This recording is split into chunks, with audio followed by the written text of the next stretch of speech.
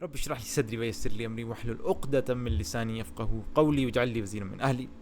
اب انشاءاللہ میں آپ کو جو معجزہ دکھاؤں گا اب آپ کو ایسے ہی محسوس ہوگا کہ آپ اپنی آنکھوں سے ایک جیتا جاگتا قرآن کا ایک معجزہ دیکھ رہے ہیں زبان کا۔ دو آیتیں جن کے درمیان میں ابھی کمپیریزن کرنے لگا ہوں، وہ ایک تو ہے سورۃ توبہ کی آیت نمبر 111 جس میں اللہ سبحانہ وتعالیٰ میں ترجمہ رکھتا ہوں اعوذ باللہ من الشیطان الرجیم۔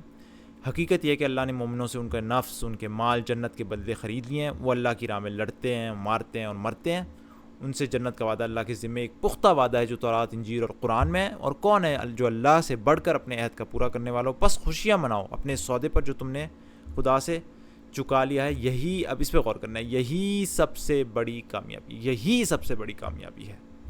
یہاں پہ زور دیا گیا ہے کامیابی پر کہ یہی سب سے بڑی کامیابی ہے۔ عربی میں ذالک هو الفوز العظیم، یہاں پہ ہوا کا لفظ استعمال ہوا ہے۔ جبکہ سورہ صف میں سورہ نمبر 61 میں اللہ سبحانہ وتعالیٰ فرماتے ہیں، اے لوگوں، اس کا ترجمہ ہے لوگوں جو ایمان لائے ہو، میں بتاؤں تم کو وہ تجارت جو تمہیں عذاب علیم سے بچا دے؟ ایمان لاؤ اللہ اور اس کے رسول پر، جہاد کرو اللہ کی راہ میں اپنے مالوں سے، اپنی جانوں سے، یہی تمہارے لیے بہتر ہے۔ اگر تم جانو اللہ تمہارے گناہ معاف کر دے گا، تمہیں ایسے باغوں میں داخل کرے گا جن کے نیچے نہریں بہتی ہوں گی، اور ابدی قیام کی جنتوں میں بہترین گھر تمہیں عطا فرمائے گا۔ یہ ہے بڑی کامیابی۔ یہاں پہ زور نہیں ہے کامیابی پر، یہی سب سے بڑی کامیابی نہیں کہا، یہ ہے بڑی کامیابی۔ عربی میں ذالک الفوز العظیم، ہوا کے بغیر۔ اب سوال یہ ہے کہ یہاں پر زور کیوں ڈالا؟ ذالک هو الفوز العظیم، یہی سب سے بڑی کامیابی۔ سورہ توبہ میں زور کیوں ڈالا جبکہ سورہ صف میں زور نہیں ڈالا؟ اب میں آپ کو اسی خوبصورتی دکھاؤں گا، آپ حیران ہو جائیں گے کہ کوئی اس گہرائی میں جا کر بھی لکھتے وقت کوئی کتاب سوچ سکتا ہے۔ اب دیکھیں، کمپیریزن کریں کہ سورہ توبہ میں کیا فرمایا۔ دو چیزیں آپ نے ان پہ غور کرنا ہے۔ سب سے پہلے سورہ توبہ میں فرمایا اللہ نے مومنوں سے ان کے نفس اور ان کے مال جنت کے بدلے خرید لیے، یعنی کہ اب وہ مال اور وہ نفس، وہ جانیں کس کی ہو گئی؟ اللہ کی ہو گئی۔ یہ زیادہ بڑی انسان کی طرف سے قربانی ہے نا کہ اپنی مال اور جان اللہ ہی کو دے دینا، سبحان اللہ۔ یہ پہلا فرق ہوا جہاں پہ کہا کہ یہ سب سے بڑی کامیابی ہے، ٹھیک ہے۔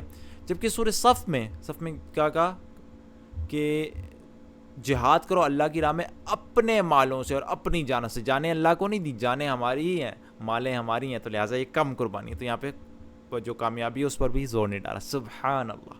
کون اس طریقے سے سوچتا ہے اتنی گہرائی میں جا کر، اتنی پرفیکٹلی یعنی زبان استعمال کی گئی۔ دوسرا فرق دیکھیں، دوسرا فرق یہاں پہ کیا کہا کہ حقیقت یہ کہ اللہ نے مومنوں سے ان کے نفس اور ان کے مال جنت کے بدلے خرید لیے ہیں، یعنی کہ جنت انہیں دے دی اور ان کے مال اور وہ یعنی جنت کے وہ مالک بن چکے ہیں، وہ اس کو اون کرتے ہیں، جنت ان کی ہو گئی، لہٰذا یہ سب سے بڑی کامیابی۔ جبکہ سورہ صف میں کیا کہا؟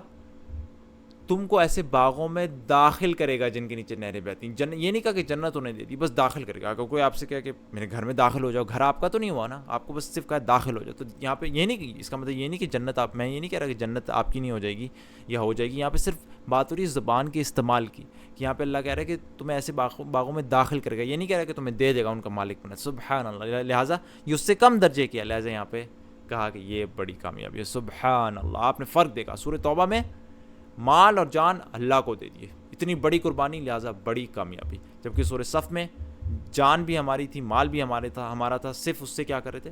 جہاد کر رہے تھے، چھوٹے درجے کی قربانی، لہٰذا چھوٹے درجے کی کامیابی، اس پہ زور نہیں ڈالا گیا۔ سورہ توبہ میں فرمایا کہ جنت کے بدلے خرید لی، جنت ہمیں دے دیا، مالک بن گئے جنت کی، زیادہ بڑی کامیابی ہے، اس لہٰذا یہاں پہ زور ڈالا گیا کامیابی پر۔ جبکہ سورہ صف میں کہا کہ انہیں جنت میں داخل کریں گے، ضروری نہیں کہ یہ نہیں لازماً داخل کرنے کا مطلب کہ ان کا مالک بھی بنا دیں گے، لہٰذا کامیابی بھی چھوٹے درجے کی، سبحان اللہ۔ صرف ایک لفظ کے فرق سے، ہوا کے زور سے، سبحان اللہ، اتنی پورے کانٹیکسٹ کے مطابق ہی زور ڈالا گیا، سبحان اللہ۔ آپ کو کیا لگتا ہے کہ اتنی چھوٹی سی چیز میں آپ کو جو دکھا رہا ہوں، اتنا باریک سا فرق، کوئی ایسے ہی رینڈملی الٹپ کوئی لکھ رہا ہو جس کے پیچھے کوئی سوچ نہ ہو، ایسے اس قسم کے باریک فرق بالکل بہترین طریقے سے یعنی لکھ سکتا ہے، سبحان اللہ۔ یہ چیزیں ایک ایک کر کے یہ معجزے جو ہیں اس بات کی طرف اشارہ کرتے ہیں کہ یہ کوئی انسان کا لکھا ہوا کلام نہیں ہو سکتا، جو کہ 14 صدیوں سے بدلا بھی نہیں آج تک ہمارے پاس ویسا کا ویسا۔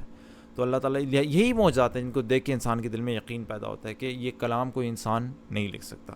تو یہ دوسروں کے ساتھ زیادہ سے زیادہ شیئر کریں تاکہ لوگوں تک یہ حق بات پہنچے۔